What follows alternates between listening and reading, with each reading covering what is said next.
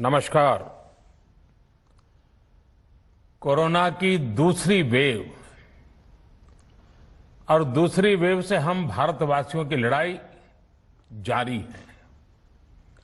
दुनिया के अनेक देशों की तरह भारत भी इस लड़ाई के दौरान बहुत बड़ी पीड़ा से गुजरा है। हम में से कई लोगों ने अपने परिजनों को, अपने परिचितों को खोया है। ऐसे सभी परिवारों के साथ मेरी पूरी संवेदनाएं हैं। साथियों, बीते 100 वर्षों में आई ये सबसे बड़ी महामारी है, त्रासदी है। इस तरह की महामारी आधुनिक विश्व ने न देखी थी, न अनुभव की थी। इतनी बड़ी वैश्विक महामारी से हमारा देश कई मोर्चों पर एक साथ लड़ा है। कोविड अस्पताल बनाने से लेकर आईसीयू बेड्स की संख्या बढ़ानी हो, भारत में वेंटिलेटर बनाने से लेकर टेस्टिंग लैब्स का एक बहुत बड़ा नेटवर्क तैयार करना हो, कोविड से लड़ने के लिए बीते 1.25 साल में ही देश में एक नया हेल्थ इंफ्रास्ट्रक्चर तैयार किया गया है। सेकंड वेव के दौरान अप्रैल और मई के महीने में भारत में मेडिकल ऑक्सीजन की डिमांड अकल्पनीय रूप से बढ़ गई थी। भारत के इतिहास में कभी भी इतनी मात्रा में मेडिकल ऑक्सीजन की जरूरत कभी भी महसूस नहीं की गई। इस जरूरत को पूरा करने के लिए युद्ध स्तर पर काम किया गया। सरकार के सभी तंत्र लगे। ऑक्सीजन रेल चलाई गई, एयरफोर्स के विमानों को लगाया गया, नौसेना को लगाया गया। बहुत ही कम समय में लिक्विड मेडिकल ऑक्सीजन के प्रोडक्शन में 10 गुना से ज्यादा बढ़ाया गया।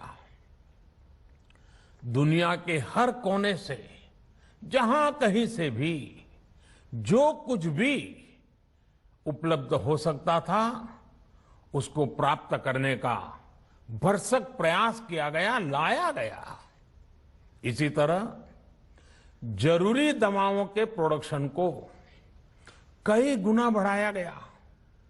विदेशों में जहां भी दवाइयां उपलब्ध हो, वहां से उन्हें लाने में कोई कोर कसर बाकी नहीं छोड़ी गई। साथियों, कोरोना जैसे अदृश्य और रूप बदलने वाले दुश्मन के खिलाफ लड़ाई में सबसे प्रभावी हथियार कोविड प्रोटोकॉल है। मास्क, 2 गज की दूरी और बाकी सारी सावधानियां उसका पालन ही है। इस लड़ाई में वैक्सीन हमारे लिए सुरक्षा कवच की तरह है। आज पूरे विश्व में वैक्सीन के लिए जो मांग है, उसकी तुलना में उत्पादन करने वाले देश और वैक्सीन बनाने वाली कंपनियां बहुत कम है, इन्हीं गिनी हैं। कल्पना करिए कि अभी हमारे पास भारत में बनी वैक्सीन नहीं होती तो आज भारत जैसे विशाल देश में क्या होता। आप पिछले 50-60 साल का इतिहास देखेंगे तो पता चलेगा कि भारत को विदेशों से वैक्सीन प्राप्त करने में दशकों लग जाते थे। विदेशों में वैक्सीन का काम पूरा हो जाता था, तब भी हमारे देश में वैक्सीनेशन का काम शुरू भी नहीं हो पाता था।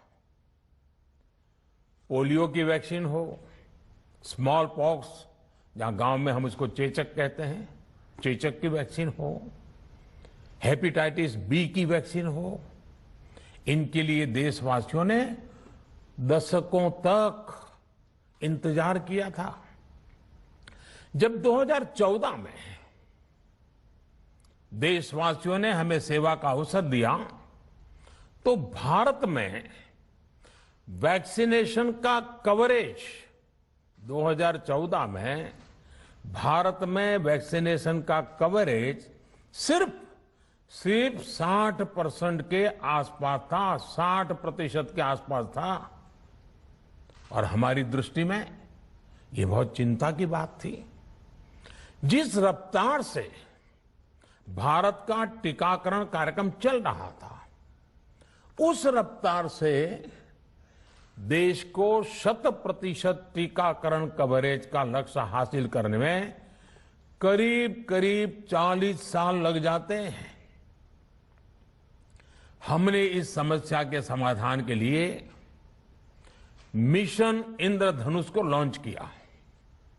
हमने तय किया कि मिशन इंद्रधनुष के माध्यम से युद्ध स्तर पर वैक्सीनेशन किया जाएगा और देश में जिसको भी वैक्सीनेशन की जरूरत है उसे वैक्सीन देने का प्रयास होगा। हमने मिशन मोड में काम किया और सिर्फ 5-6 साल में ही वैक्सीनेशन कवरेज 60% से बढ़कर 90% से भी ज्यादा हो गई। 60 से 90, यानी हमने वैक्सीनेशन की स्पीड भी बढ़ाई और दायरा भी बढ़ाया। हमने बच्चों को कई जानलेवा बीमारियों से बचाने के लिए कई नए टीकों का भी भारत के टीकाकरण अभियान का हिस्सा बना दिया। हमने इसलिए किया क्योंकि हमें हमारे देश के बच्चों की चिंता थी, गरीब की चिंता थी, गरीब के उन बच्चों की चिंता थी जिन्हें कभी टीका लग ही नहीं पाता था। हम 100% टीकाकरण कवरेज की तरफ बढ़ रहे थे कि कोरोना वायरस ने हमें घेर लिया। देश ही नहीं, दुनिया के सामने फिर पुरानी आशंकाएं घिरने लगी कि अब भारत कैसे इतनी बड़ी आबादी को बचा पाएगा। लेकिन साथियों, जब नीयत साफ होती है, नीति स्पष्ट होती है, निरंतर परिश्रम होता है, तो नतीजे भी मिलते हैं। हर आशंका को दरकिनार करके भारत ने 1 साल के भीतर ही एक नहीं बल्कि 2 made in India vaccine launch कर दी। हमारे देश ने, देश के वैज्ञानिकों ने ये दिखा दिया कि भारत बड़े बड़े देशों से पीछे नहीं है। आज जब मैं आपसे बात कर रहा हूं तो देश में 23 करोड़ से ज्यादा वैक्सीन की डोज दी जा चुकी है। 23 करोड़। साथियों, हमारे यहां कहा जाता है विश्वासेन सिद्धिः, विश्वासेन सिद्धिः, अर्थात हमारे प्रयासों में हमें सफलता तब मिलती है जब हमें स्वयं पर विश्वास होता है। हमें पूरा विश्वास था कि हमारे वैज्ञानिक बहुत ही कम समय में वैक्सीन बनाने में सफलता हासिल कर लेंगे। इसी विश्वास के चलते जब हमारे वैज्ञानिक अपना रिसर्च वर्क कर ही रहे थे, तभी हमने लॉजिस्टिक्स और दूसरी तैयारियां शुरू कर दी थी।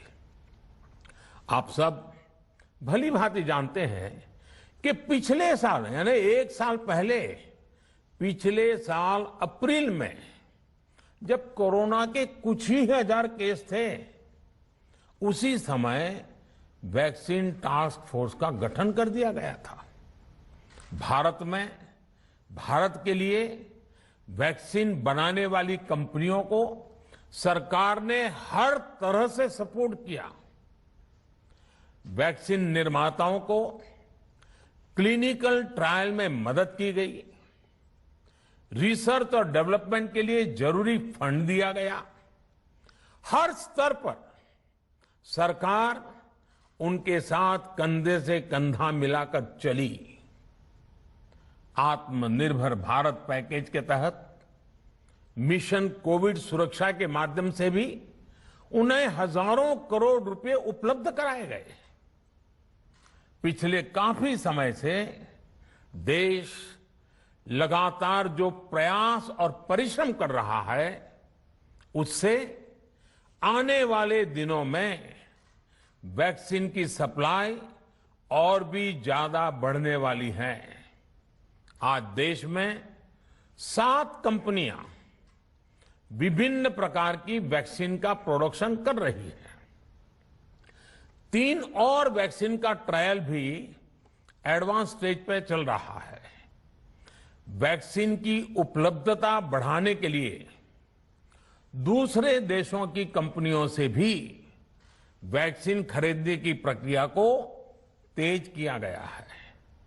इधर हाल के दिनों में कुछ एक्सपर्ट्स द्वारा हमारे बच्चों को लेकर भी चिंता जताई गई है। इस दिशा में भी 2 वैक्सीन का ट्रायल तेजी से चल रहा है। इसके अलावा अभी देश में एक नेजल वैक्सीन पर भी रिसर्च जारी है। इसे सिरिंज से न देकर नाक में स्प्रे किया जाएगा। देश को अगर निकट भविष्य में इस वैक्सीन पर सफलता मिलती है, तो इससे भारत के वैक्सीन अभियान में और ज्यादा तेजी आएगी। साथियों, इतने कम समय में वैक्सीन बनाना अपने आप में पूरी मानवता के लिए बहुत बड़ी उपलब्धि है, लेकिन इसकी अपनी सीमाएं भी हैं। वैक्सीन बनने के बाद भी दुनिया के बहुत कम देशों में वैक्सीनेशन प्रारंभ हुआ और ज्यादातर समृद्ध देशों में ही शुरू हुआ। WHO ने वैक्सीनेशन को लेकर गाइडलाइंस दी। वैज्ञानिकों ने वैक्सीनेशन की रूपरेखा रखी और भारत ने भी जो अन्य देशों की बेस्ट प्रैक्टिसेस थी, विश्व स्वास्थ्य संगठन WHO के मानक थे, उसी आधार पर चरणबद्ध तरीके से वैक्सीनेशन करना तय किया। केंद्र सरकार ने मुख्यमंत्रियों के साथ हुई अनेकों बैठकों से जो सुझाव मिले, संसद के विभिन्न दलों के साथियों द्वारा जो सुझाव मिले, उसका भी पूरा ध्यान रखा। इसके बाद ही ये तय हुआ कि जिन्हें कोरोना से ज्यादा खतरा है, उन्हें प्राथमिकता दी जाएगी। इसलिए ही हेल्थ वर्कर्स, फ्रंटलाइन वर्कर्स, 60 वर्ष की आयु से ज्यादा के नागरिक, बीमारियों से ग्रसित 45 वर्ष से ज्यादा आयु के नागरिक, इन सभी को वैक्सीन पहले लगनी शुरू हुई है। आप कल्पना कर सकते हैं कि अगर कोरोना की दूसरी वेव से पहले हमारे फ्रंटलाइन वर्कर्स को वैक्सीन नहीं लगी होती तो क्या होता? सोचिए, हमारे डॉक्टर्स, नर्सिंग स्टाफ को वैक्सीन ना लगी तो क्या होता? अस्पतालों में सफाई करने वाले हमारे भाई बहनों को, एम्बुलेंस के हमारे ड्राइवर्स भाई बहनों को वैक्सीन ना लगी होती तो क्या होता? ज्यादा से ज्यादा हेल्थ वर्कर्स को वैक्सीनेशन होने की वजह से ही वो निश्चिंत होकर दूसरों की सेवा में लग पाए, लाखों देशवासियों का जीवन बचा पाए। लेकिन देश में कम होते कोरोना के मामलों के बीच केंद्र सरकार के सामने अलग अलग सुझाव भी आने लगे, भिन्न भिन्न मांगे होने लगी, पूछा जाने लगा, सब कुछ भारत सरकार ही क्यों तय कर रही है? राज्य सरकारों को छूट क्यों नहीं दी जा रही है? राज्य सरकारों को लॉकडाउन की छूट क्यों नहीं मिल रही है? One size does not fit all जैसी बातें भी कही गई। दलील ये दी गई कि संविधान में चूंकि हेल्थ, आरोग्य प्रमुख रूप से राज्य का विषय है, इसलिए अच्छा है कि सब राज्य ही करें। इसलिए इस दिशा में एक शुरुआत की गई। भारत सरकार ने एक बृहद गाइडलाइन बनाकर राज्यों को दी ताकि राज्य अपनी आवश्यकता और सुविधा के अनुसार काम कर सके। स्थानीय स्तर पर कोरोना कर्फ्यू लगाना हो, माइक्रो कंटेनमेंट जोन बनाना हो, इलाज से जुड़ी व्यवस्थाएं हो, भारत सरकार ने राज्यों की इन मांगों को स्वीकार किया। साथियों, इस साल 16 जनवरी से शुरू होकर अप्रैल महीने के अंत तक भारत का वैक्सीनेशन कार्यक्रम मुख्यतः केंद्र सरकार की देखरेख में ही चला। सभी को मुफ्त वैक्सीन लगाने के मार्ग पर देश आगे बढ़ रहा था। देश के नागरिक भी अनुशासन का पालन करते हुए अपनी बारी आने पर वैक्सीन लगवा रहे थे। इस बीच कई राज्य सरकारों ने फिर कहा कि वैक्सीन का काम डिसेंट्रलाइज किया जाए और राज्यों पर छोड़ दिया जाए। तरह तरह के स्वर उठे, जैसे कि वैक्सीनेशन के लिए एज ग्रुप क्यों बनाए गए। दूसरी तरफ किसी ने कहा कि उम्र की सीमा आखिर केंद्र सरकार ही क्यों तय करे। कुछ आवाजें तो ऐसी भी उठी कि बुजुर्गों का वैक्सीनेशन पहले क्यों हो रहा है। भांति भांति के दबाव भी बनाए गए। देश के मीडिया के एक वर्ग ने इसे कैंपेन के रूप में भी चलाया। साथियों, काफी चिंतन मनन के बाद इस बात पर सहमति बनी कि राज्य सरकारें अपनी तरफ से भी प्रयास करना चाहती हैं, तो भारत सरकार को क्यों इतराज हो और भारत सरकार इतराज क्यों करे। राज्यों की इस मांग को देखते हुए, उनके आग्रह को ध्यान में रखते हुए 16 जनवरी से जो व्यवस्था चली आ रही थी, उसमें प्रयोग के तौर पर एक बदलाव किया गया। हमने सोचा कि राज्य ये मांग कर रहे हैं, उनका उत्साह है, तो चलो भाई 25% का काम उन्हीं को सुपुर्द कर दिया जाए, उन्हीं को दे दिया जाए। स्वाभाविक है 1 मई से राज्यों को 25% काम उनके हवाले कर दिया गया। उसे पूरा करने के लिए उन्होंने अपने अपने तरीके से प्रयास भी किए।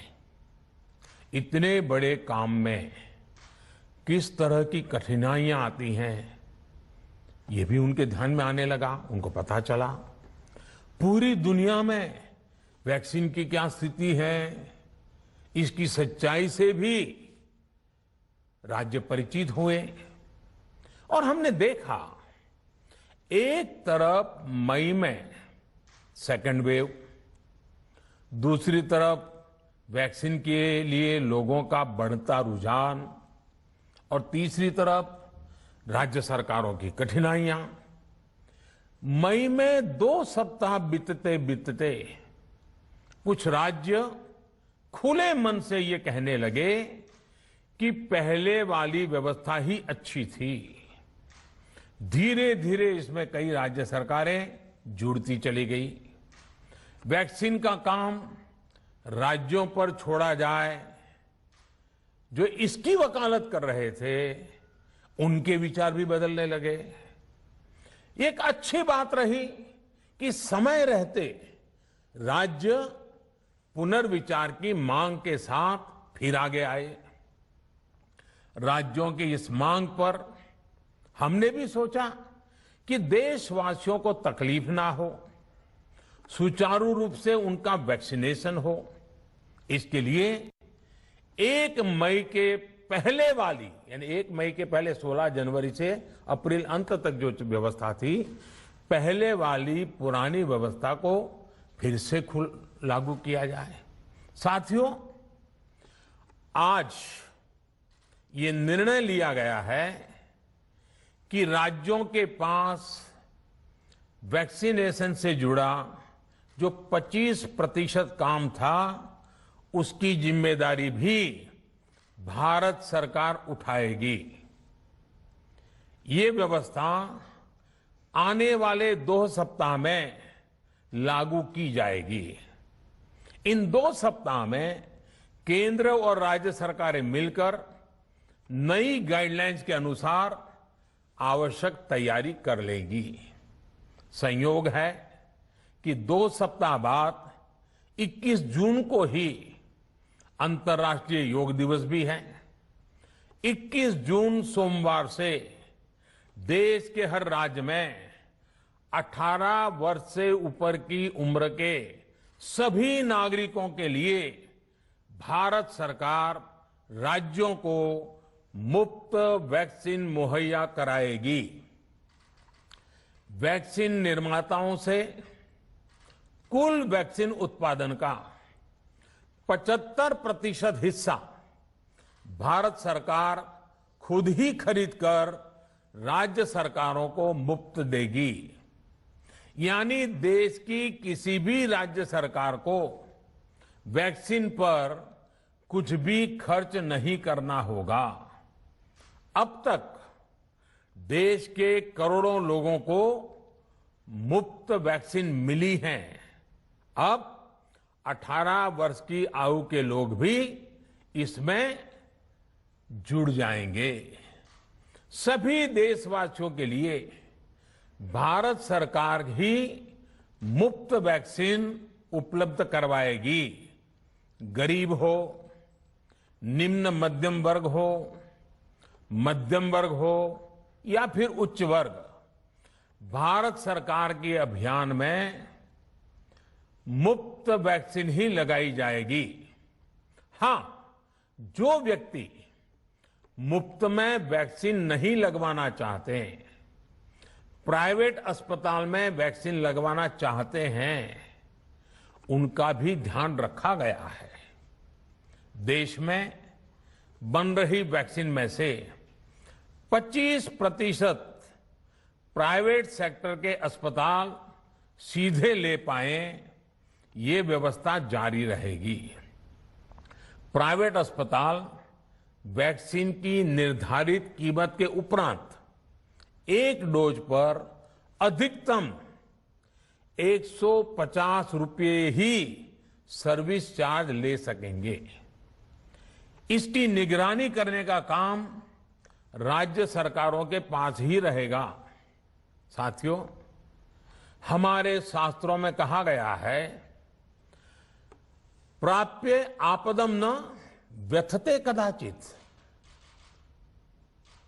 उद्योगम अनु इच्छति चा प्रमत्तः, अर्थात विजेता आपदा आने पर उससे परेशान होकर हार नहीं मानते, बल्कि उद्यम करते हैं, परिश्रम करते हैं और परिस्थिति पर जीत हासिल करते हैं।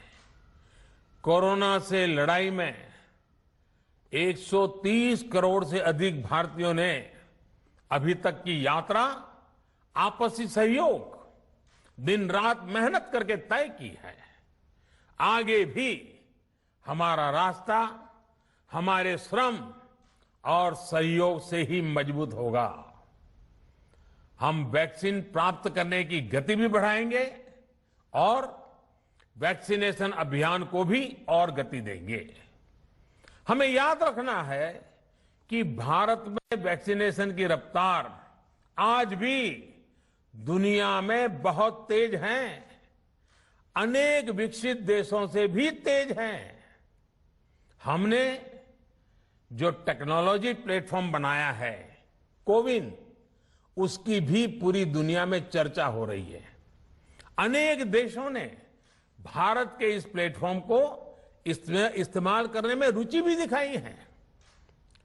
हम सब देख रहे हैं कि वैक्सीन की एक एक डोज कितनी महत्वपूर्ण है। हर डोज से एक जिंदगी जुड़ी हुई है। केंद्र सरकार ने ये व्यवस्था भी बनाई है कि हर राज्य को कुछ सप्ताह पहले ही बता दिया जाएगा कि उसे कब कितनी डोज मिलने वाली है। मानवता के इस पवित्र कार्य में वाद विवाद और राजनीतिक छींटाकशी से ऐसी बातों को कोई भी अच्छा नहीं मानता है। वैक्सीन की उपलब्धता के अनुसार पूरे अनुशासन के साथ वैक्सीन लगती रहे, देश के हर नागरिक तक हम पहुंच सके, ये हर सरकार, हर जनप्रतिनिधि, हर प्रशासन की सामूहिक जिम्मेदारी है। प्रिय देशवासियों, टीकाकरण के अलावा आज एक और बड़े फैसले में, उस फैसले से मैं आपको अवगत कराना चाहता हूं। पिछले वर्ष जब कोरोना के कारण लॉकडाउन लगाना पड़ा था, तो प्रधानमंत्री गरीब कल्याण अन्न योजना के तहत 8 महीने तक 80 करोड़ से अधिक देशवासियों को मुफ्त राशन की व्यवस्था हमारे देश ने की थी। इस वर्ष भी दूसरी वेव के कारण मई और जून के लिए भी इस योजना का विस्तार किया गया था। आज सरकार ने फैसला लिया है कि प्रधानमंत्री गरीब कल्याण अन्न योजना को अब दीपावली तक आगे बढ़ाया जाएगा। महामारी के इस समय में सरकार गरीब की हर जरूरत के साथ उसका साथी बनकर खड़ी है। यानी नवंबर तक 80 करोड़ से अधिक देशवासियों को हर महीने तय मात्रा में मुफ्त अनाज उपलब्ध होगा। इस प्रयास का मकसद यही है कि मेरे किसी भी गरीब भाई बहन को, उसके परिवार को भूखा सोना ना पड़े। साथियों, देश में हो रहे इन प्रयासों के बीच कई क्षेत्रों से वैक्सीन को लेकर भ्रम और अफवाहों की जानकारी चिंता बढ़ाती है। ये चिंता भी मैं आपके सामने व्यक्त करना चाहता हूं। जब से भारत में वैक्सीन पर काम शुरू हुआ, तभी से कुछ लोगों द्वारा ऐसी बातें कही गई जिससे आम लोगों के मन में शंका पैदा हो। कोशिश ये भी हुई कि भारत के वैक्सीन निर्माताओं का हौसला पस्त पड़ जाए और उनके सामने अनेक प्रकार की बाधाएं आए। जब भारत की वैक्सीन आई तो अनेक माध्यमों से शंका आशंका को और बढ़ाया गया। वैक्सीन न लगवाने के लिए भांति भांति के तर्क प्रचारित किए गए। इन्हें भी देश देख रहा है। जो लोग वैक्सीन को लेकर आशंका पैदा कर रहे हैं, अफवाहें फैला रहे हैं, वो भोले भाले भाई बहनों के जीवन के साथ बहुत बड़ा खिलवाड़ कर रहे हैं। ऐसी अफवाहों से सतर्क रहने की जरूरत है। मैं भी आप सबसे, समाज के प्रबुद्ध लोगों से, युवाओं से अनुरोध करता हूं कि आप भी वैक्सीन को लेकर जागरूकता बढ़ाने में सहयोग करें। अभी कई जगहों पर कोरोना कर्फ्यू में ढील दी जा रही है, लेकिन इसका मतलब ये नहीं कि हमारे बीच से कोरोना चला गया है। हमें सावधान भी रहना है और कोरोना से बचाव के नियमों का भी सख्ती से पालन करते रहना है। मुझे पूरा विश्वास है हम सब कोरोना से इस जंग में जीतेंगे। भारत कोरोना से जीतेगा। इन्हीं शुभकामनाओं के साथ आप सभी देशवासियों का बहुत बहुत धन्यवाद।